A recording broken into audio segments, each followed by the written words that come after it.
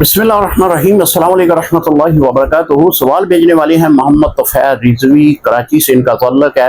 कहते हैं इमाम साहब नमाज असर पढ़ा रहे थे तो उन्होंने भूल कर 3 रकत नमाज असर अदा करवा दी, आखिर में सजदा साहब अदा कर दिया गया।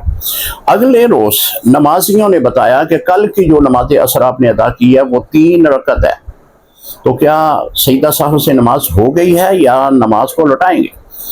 मोहतरम, अगर नमाजियों ने इस बात की तस्दीक कर दी है कि आपने 3 रकत नमाज पढ़ाई है तो फिर इस नमाज को लौटाएंगे। अगर उनको ज़न्ने गालिब था, यानी नमाज के दौरान वो भूल गए और इस कशमकश में मुब्तला हो गए कि पता नहीं मैंने 3 पढ़ाई हैं 4 पढ़ाई हैं, अब वो तहर्री करेंगे, यानी दिल के फैसले पर वो अमल करेंगे। उनका दिल मुफ्ती होगा जहाँ पे ज़न्ने गालिब है कि मैंने 4 पढ़ाई हैं, तो फिर इस पर उन्होंने जो है सलाम फेर दिया तो उनकी नमाज हो जाएगी।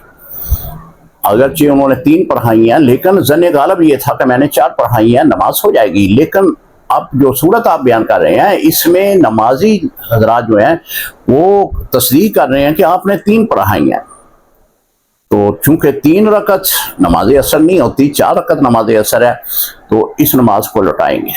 अस्सलाम वालेकुम रहमतुल्लाहि व बरकातुहू।